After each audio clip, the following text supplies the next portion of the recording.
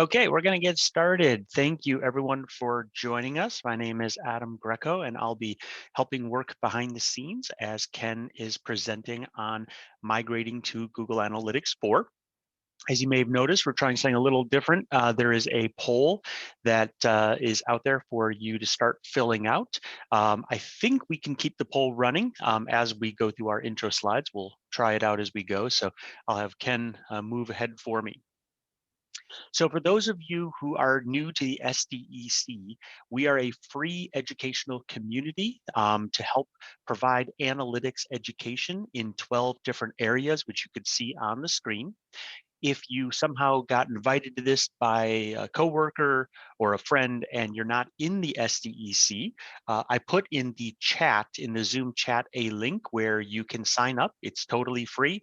And if you join the SDEC, you'll have access to over 30 past webinars that we have done, and you'll be able to tell us which topics you're interested in, and you'll get invitations to those topics.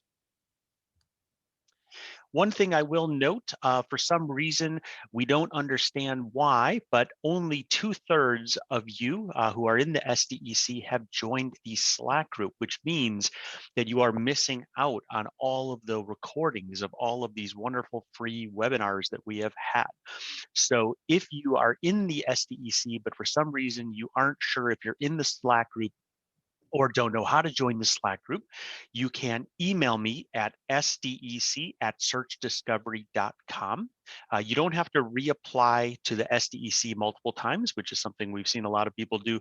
You just have to email me at sdec@searchdiscovery.com, and I will make it really easy for you to join the Slack group. It takes about 5 seconds. And once you're in the Slack group, you're one click away from over 3,000 digital analytics folks that you can reach out to if you have questions. And we have had some people start posting jobs or looking for jobs in a channel in the Slack group. So feel free to do that. And it's a really great way to be able to find out what's going on in the SDEC.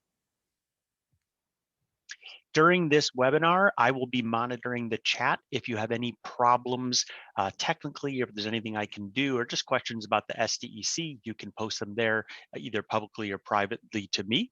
But if you have questions for Ken during the session, please use the Q&A area. That's where we will be going through all of the questions after the session is done. And as always, this webinar will be recorded and posted in the appropriate channel in the Slack group. And again, if you have any questions about anything related to SDEC, the email address is there. So with that, I'm going to end our poll here and hand it off to Ken. And I'm going to share the results here. So Ken, can you see those results? I can. Yeah, thank you.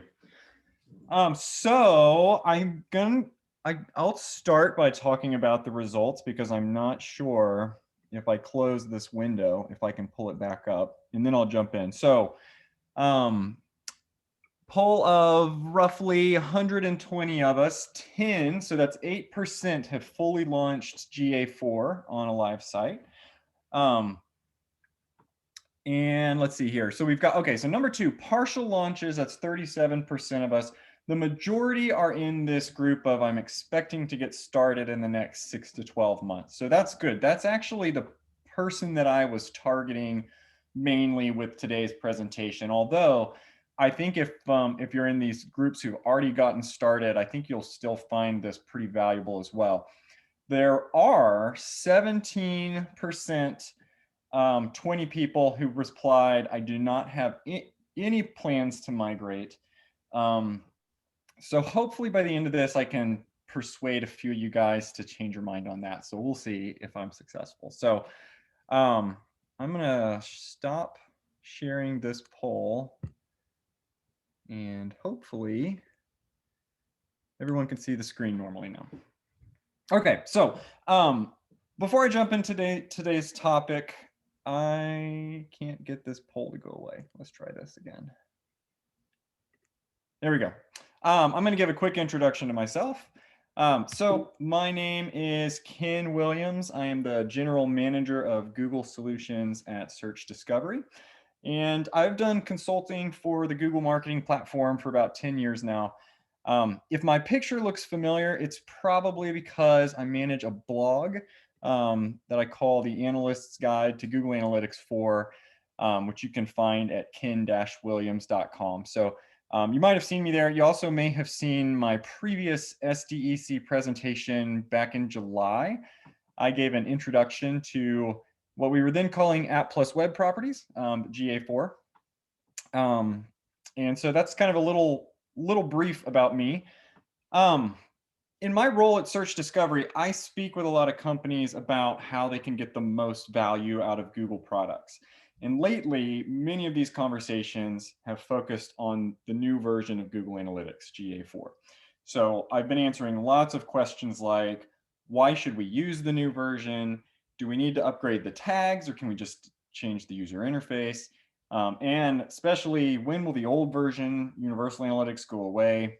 And so this brings us to today's topic, migrating to GA4. And before I jump in, I do want to set a couple of expectations. I have two objectives for this presentation. Number one is to provide some guidance on why and when you should start the migration if you haven't already. And number two, I also want to share the process that we use at Search Discovery to make sure that our clients have a successful migration. There's a lot of detail that would take longer than the time we have to go into the weeds, but at a high level, there are a couple of things that we do, and so I'm going to walk through that. I'm not planning to discuss the technical details around tagging a website or app during this presentation because I've documented a lot of that at length at ken-williams.com. And also because if you need to focus on doing one thing well, it really should be the planning. It's easy to fix a broken tag, but it's difficult to recover from a bad plan. So this is really about planning and process. Okay, so let's begin. I was going to launch the poll here. That's why I got this great graphic. We'll skip over that. While everybody, is at a different place in where they want to land on this adoption curve, I do want to just start off by saying I am rarely an early adopter of anything. And to illustrate this, I literally, this is a true story, just started reading the first Harry Potter book last Friday. So that gives you an idea. I have avoided spoilers for 20 years, so don't put anything in the chat. But Google has in GA4, focusing on adoption of GA4, where should we land? Google has not released a date that they're going to stop supporting Universal Analytics. This is a question that comes up all the time. I don't think it's likely that it's going to come anytime soon. So it's a rational question to think, why not wait a year? What are the benefits of starting now? And what I want to do is cover, I think there are a lot of benefits and very few costs to getting started with GA4 right now. So here is why I recommend being an early adopter. If you have ever seen me present before, there's a good chance you've seen some variation of this pyramid because I use this all the time to explain what analysts do. And you can see that, roughly speaking, the very bottom of this pyramid is the foundation of our work, collecting data.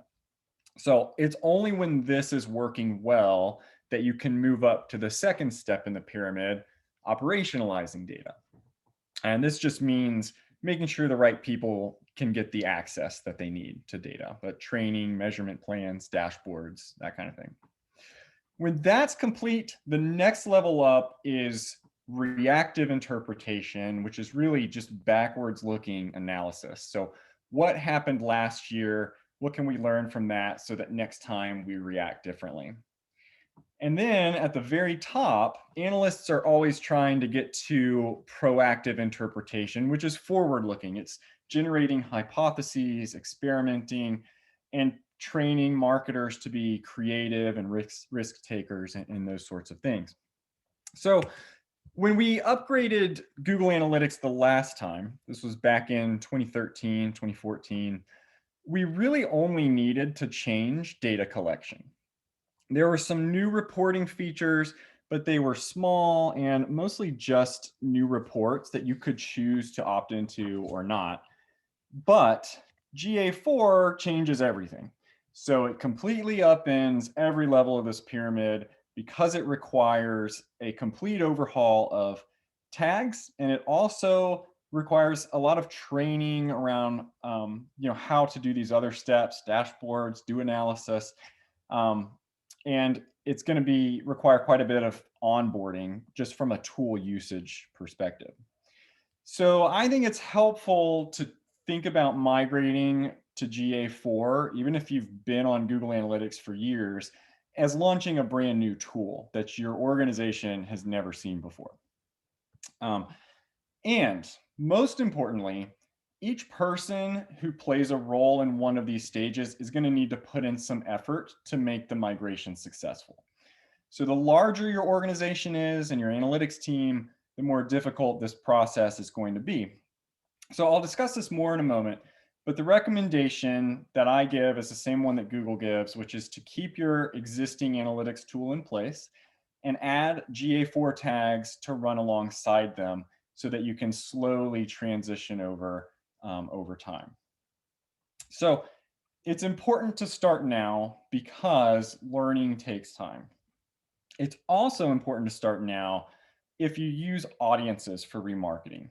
So these audiences do require time to aggregate data, usually 7 months before you start activating against them. So if this does describe you, starting early allows you to do that while you continue to manage campaigns in your existing legacy analytics tool.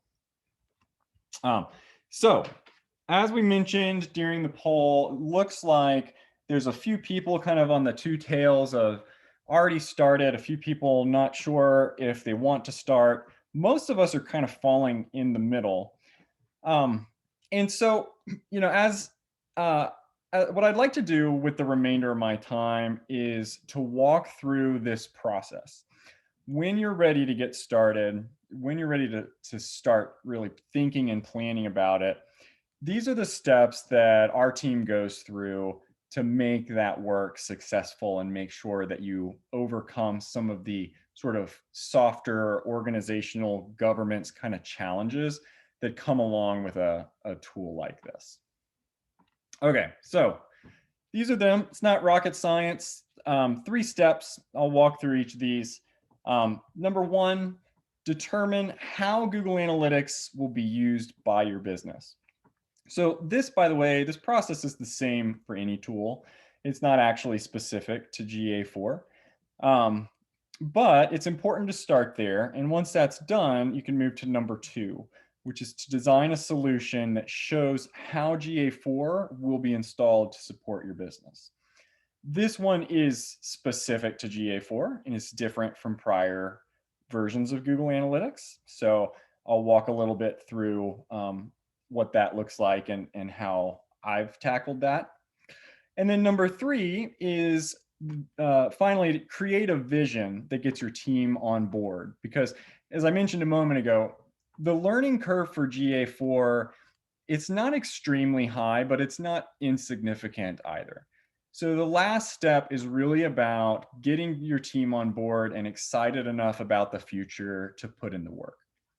So number 1, determine how GA4 will be used. So like I just said, this is a process that we go through for a variety of analytics tools, not specific to GA4. We also talk to our clients about revisiting this frequently, even outside of a migration. Annually is the standard recommendation. But when you're doing something like this, it's becomes a critical first step. So there are a few steps to this. Number 1 is identifying your key performance indicators. You've probably heard KPIs before. The thing that I want to point out here is that these are the critical conversions or behaviors that need to be captured and readily accessible. So it's both showing you these are highly important, small number of key things. The goal here is not to capture every possible metric. And when you create this list of KPIs, what you want to do is consider a variety of stakeholder groups. Most organizations have executives that only care about a small number of things. You have digital marketers who are very concerned about campaigns. You might have a UX team that's concerned about performance and um, content and flow. And then you've got an e-commerce team, et cetera. So at Search Discovery, the process that we go through is, typically we'll meet with representatives from each of these groups and we ask them prodding questions. So questions that we might ask are things like, what are you responsible for? What are you expecting the site to deliver? And then what metrics tell you if you've done that, right? And the key to this is that KPIs are metrics only. So form completions, orders, revenue, conversion rates, that sort of thing. Once we have this list of metrics, the next thing to do is to think through how they might be sliced by channel, by device type, campaign. So going through this process creates those dimensions that you'll need in reporting.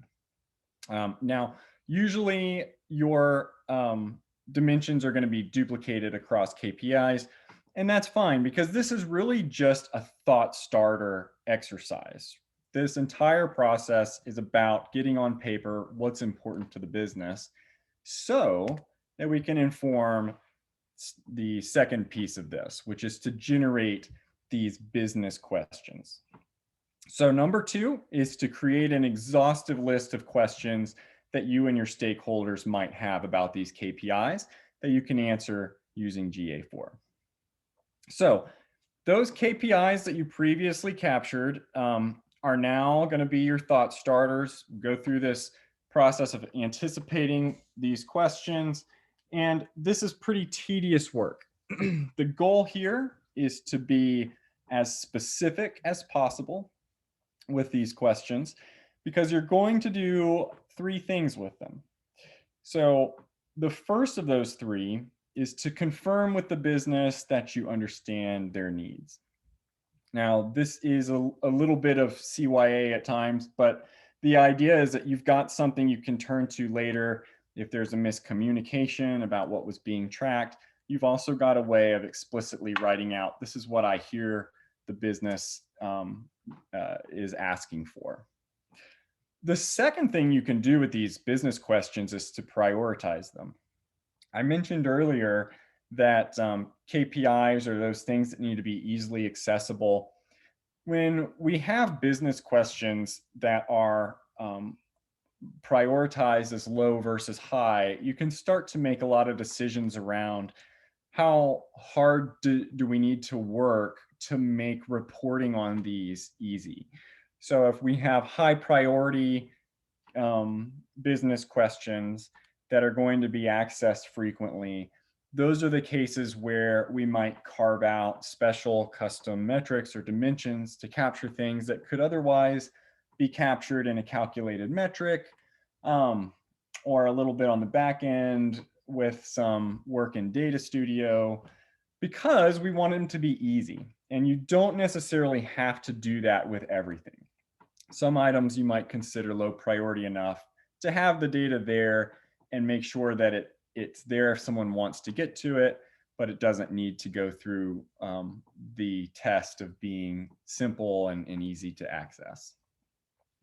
And the third thing that we do with these questions is create test cases. So it's very important to have a explicit list of tests that when they all are working properly, the organization agrees the tags are tracking properly.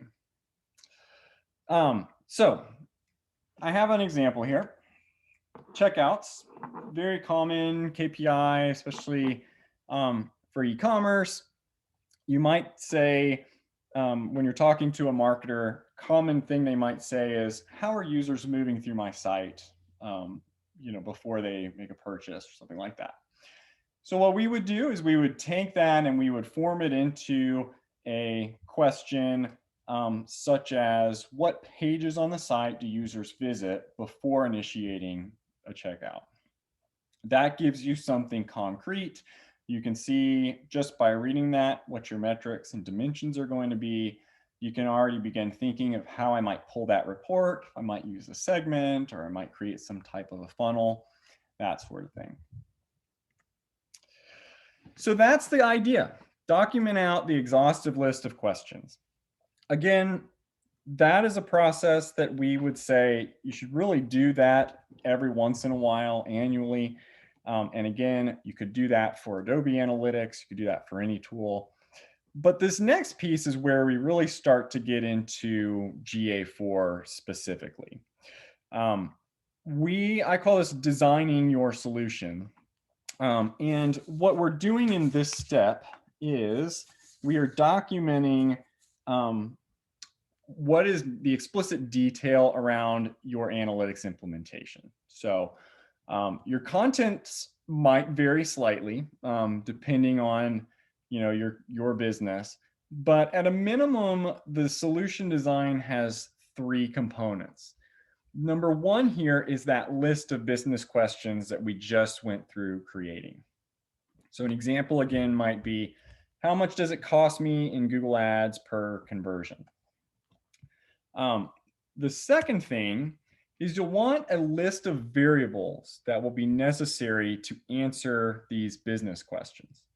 So when we're talking about GA4, those variables are going to be a combination of events and parameters.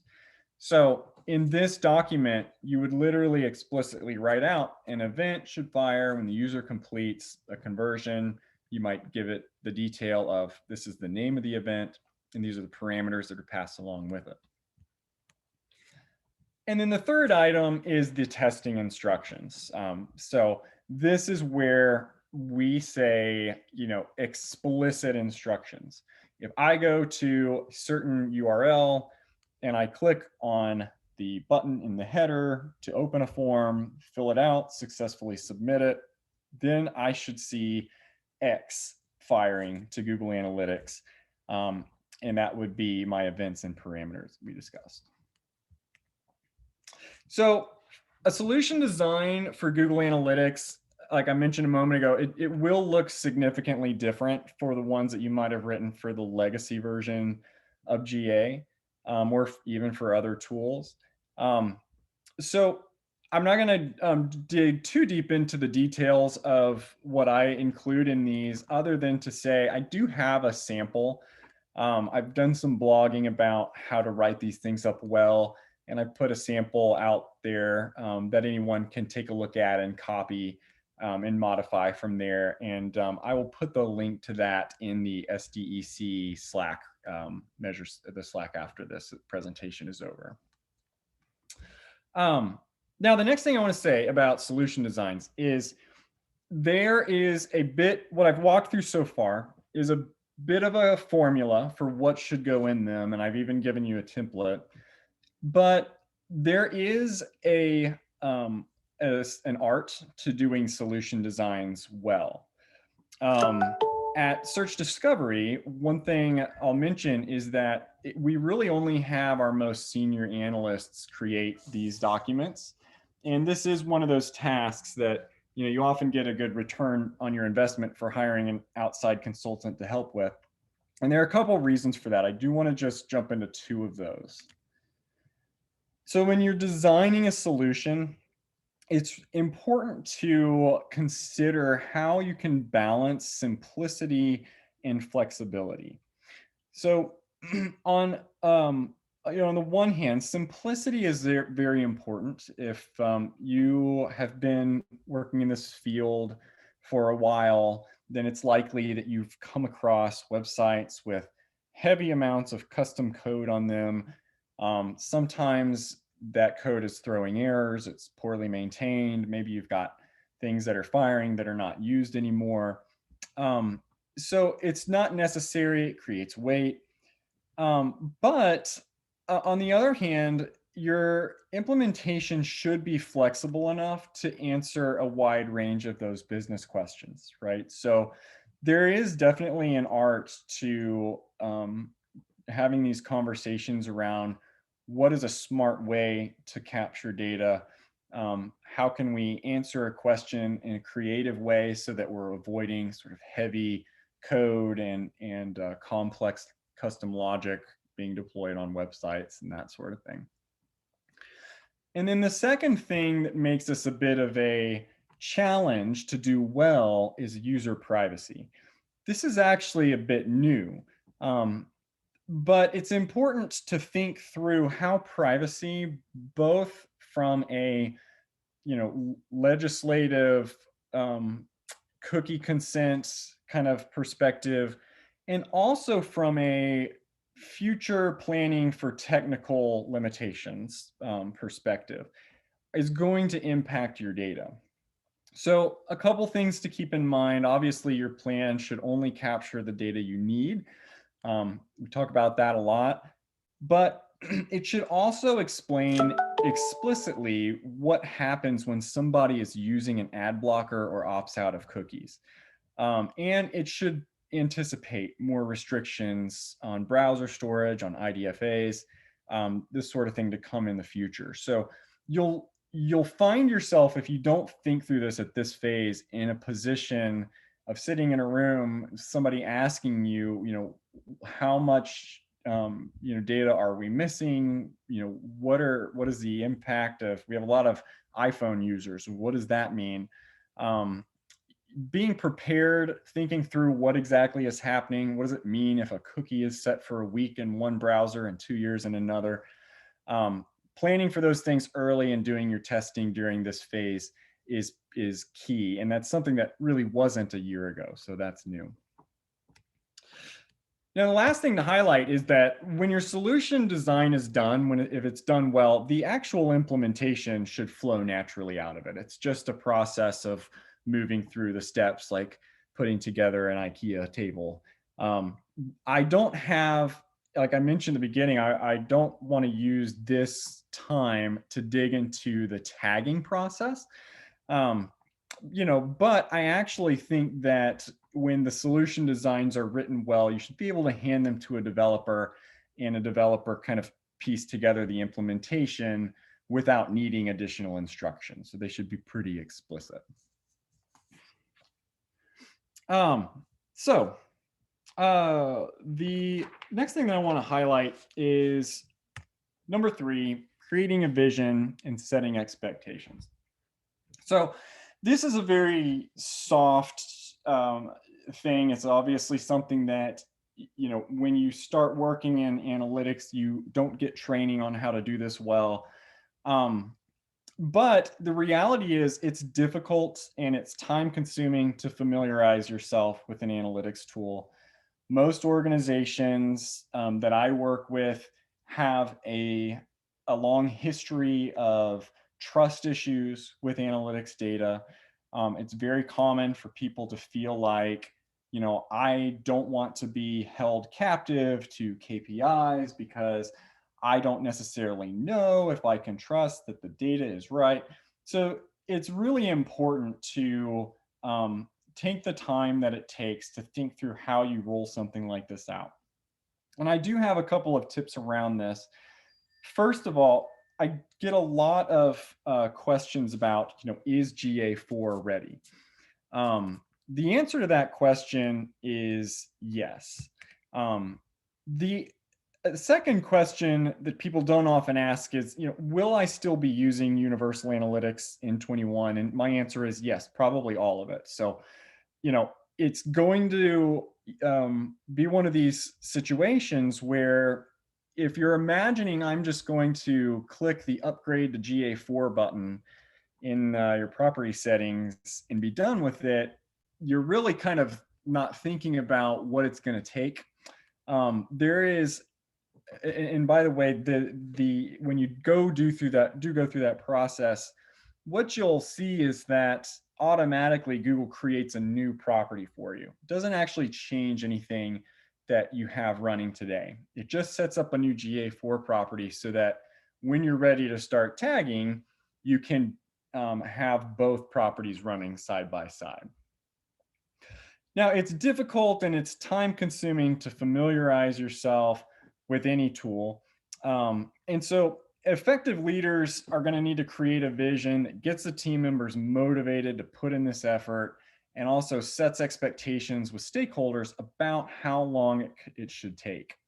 So when we talk to our clients about timelines and what's reasonable, a bit of this is unfortunately kind of gray. So right now, Google is working on a large number of features that have not yet been released to GA4. Some of them they're talking about publicly, um, and others they're just sharing with partners.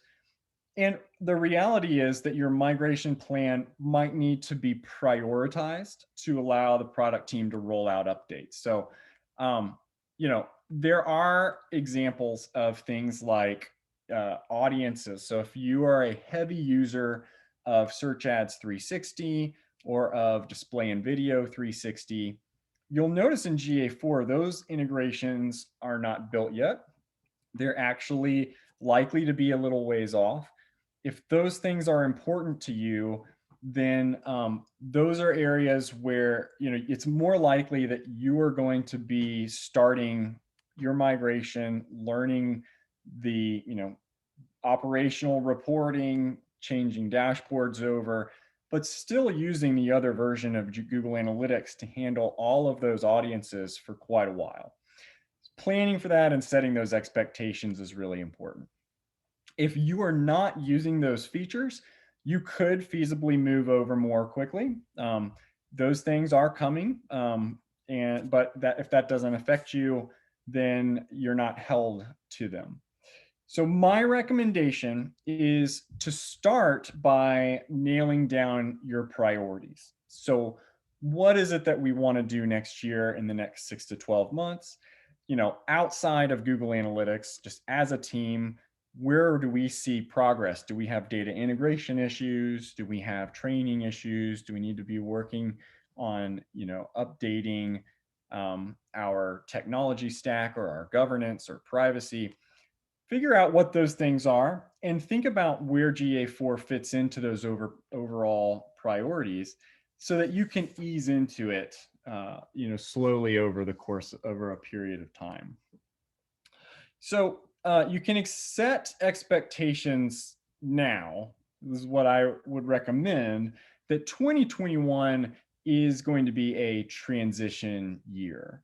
You'll be moving from one tool to the next. So planning a multi-phased rollout while your team is completing training, slowly taking dashboards and moving them over is the approach that's going to buy you the time that it really does require. Now, I get a lot of questions around how long should it take an analyst to be completely moved over to GA4 for the type of work they are doing on a daily basis. And how long do we need to just keep universal analytics around so they have that as a fallback? And the answer that I've given, obviously it depends on the person and the type of work they're doing. But the answer that I've been giving is I started working, daily in GA4 back around this time last year when they were at Plus Web Properties. A lot's changed since then. I'm still learning a lot. It's taken quite a bit of time. I definitely think that managers are wise to plan for 6 months or so of working with both tools before analysts feel comfortable giving up universal analytics. Um, so, there are a lot of great resources out there. I do kind of want to make sure we've got time to answer questions and talk through any specific needs that someone might want to throw out. But at the end of the day, there are a lot of great resources out there to help you and your team ramp up on GA4. Search Discovery has been designing a training program that we'll soon offer to our clients. Obviously, I mentioned I have a blog with a lot of information on it. There are other great resources. Charles Farina, Krista Seiden, Simo Ahava are all doing a lot of writing. So there's a lot of resources out there. Analysts who are familiar with Google Analytics but who are just starting off with GA4, I point to these 4 places to start. So this is for those people who we have a plan, we're easing into it. Where should our team begin focusing their efforts? Number one, the event-driven data layer is very new. It's going to take some comfort both from a understanding how tagging works perspective, but really from pulling reports as well. The way that you actually conduct your analysis is different now. The concept of a session scoped variable is gone as a result of this. So it takes a bit of time, and that's where I always point people to first. The second area is analysis. There's a really powerful set of reports in GA4 for conducting analysis. These were some of them previously available to GA360 users. Now they're open up to everyone. There are more of them, but they take time, and they are replacing a lot of the custom reporting work or work that might have been previously done in Data Studio. So this takes some training for analysts to get used to. The third item is campaign reporting. Depending on your organization, this might be really important. So campaign reporting is new. You have to make some decisions when you pull a report about if you're interested in measuring user acquisition or re-engagement. Again, there's a lot to learn there. And BigQuery. If you have not used BigQuery before, this is really the time to start learning it. It's an excellent tool. There's a free integration with GA4, allows you to do an enormous amount of stuff. But again, it takes time, especially for analysts who are new to writing SQL. So those are the 4 areas that I'm always pushing people towards, and I absolutely love the way these business people celebrate. So I think we can get there, and that feeling that they are so eloquently expressing can be yours too. Just takes a little bit of work. So that is the content that I wanted to walk through. I will pause there and open it up to see if there are any questions. Awesome. Thanks so much, Ken. We have a lot of questions, so we'll kind of go in rapid fire mode. First one is really basic question, but whether you have the free version or GA360, do you need to update the pixels on your site to get GA4? Yeah, actually, actually a little bit more nuanced than you might think. So the pixels on your site don't change between 360 and the free version. So that's good. If you are using Google Tag Manager, you always have to update your tags on the site.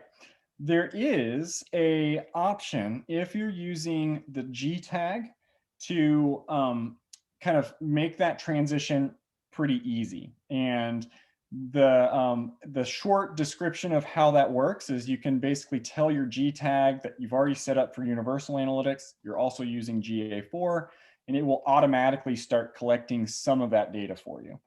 That's a short answer. I am happy to send out some more detail on that if that applies to anyone. Most of the people that I work with are not using G tags, so that wouldn't apply to everyone. Okay, next question. I have a data layer that I created for an Adobe implementation. Can GA4 utilize that data layer, or does it require a GA specific data layer? Yeah, so this is a good question. If you did an Adobe Analytics 1, it's likely that you'll need to do a little wiring from that data layer into GA4. It can absolutely work. There's just going to be some tags that you'll need to put usually in the tag manager that say, when I see this event in my data layer here, I need to sort of set that and pass that data along to Google Analytics using the format that Google likes. But absolutely, you can use that. Okay, next question. With data layers on single page apps, you can easily deploy virtual page views to trigger a universal analytics page view tag when the user loads a new page in the app. In GA4's everything is an event world, how would this process differ?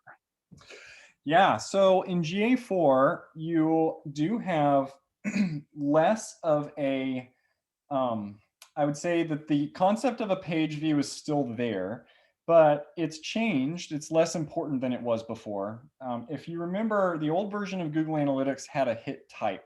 So every hit was either an event, a page view, could have been a social transaction, timing, there are a few others.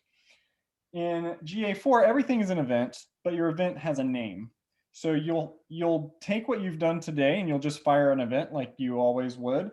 Well, you wouldn't. You previously were firing a page view. Now you would fire an event at the same point in time as you always have, and you would name that event page view. Um, Google does have a specific naming convention for commonly used events like this. They call them recommended events. And if you call it literally all lowercase page underscore view, then GA4 knows what that is, and they will create the standard reports that you're used to seeing for page views. Okay, so this one might be tough to answer quickly, but we had a couple people asking, why did Google make such a major change? Yeah, honestly, I think I don't work for Google, so I'll say that first. I think that there are a couple of things at play here. Um, One thing is I actually first was introduced to the event-driven data model that GA4 uses at I think it was a 2017 partner summit for Google Analytics. So they were talking about Firebase. At the time, so they acquired Firebase, I believe, in 2014. Firebase used this new model, which worked really well on mobile apps. Um, and in 2017, they were telling everyone, we're now calling this Google Analytics for Firebase. And it uses this new model and it solves a lot of problems. Um, some of these problems are things like the concept of a session, of time on site, not always making sense in a mobile app.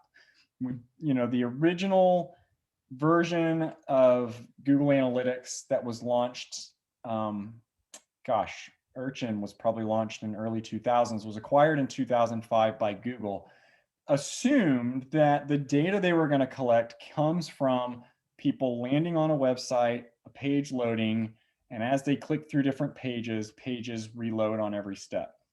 With single page apps and mobile apps, you find there are a lot of problems with that. Not only in trying to collect data, like this question we just had about virtual page views in a single page app, but also with interpreting data. How do I know if someone is engaged? I might have a really high bounce rate on a single page app, but that's just because we're not triggering but one page view. So the answer is that um, Firebase Analytics is the backend for GA4. When they built GA4, they basically built it on top of what was previously a mobile app analytics tool. And we're moving over to that because the web is starting to look more and more like mobile apps and share a lot of those problems. It's a really big update, but the goal of it was to help us have better tools for understanding when people are engaged with a website or mobile app.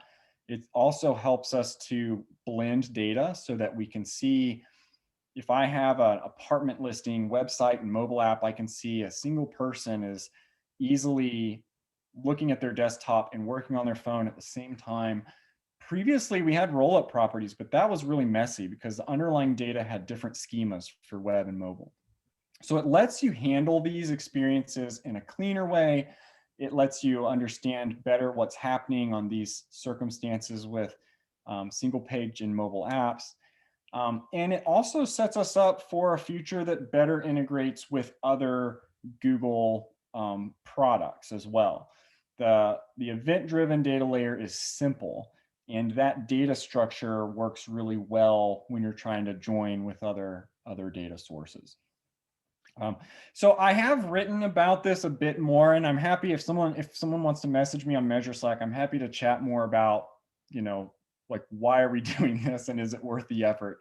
Because I think it is. So hopefully that answers the question. Okay, cool. So we have a ton more questions, but we are out of time. So what I'm going to do is document all of these questions, and I'll see if Ken has time to maybe answer some of the remaining questions in written format, and then we can add that to the SDEC Slack group. So thank you once again, everyone, for joining. I hope you found this session helpful. And Ken, thank you so much for sharing your knowledge. Yeah, thank you. Okay, bye, everyone.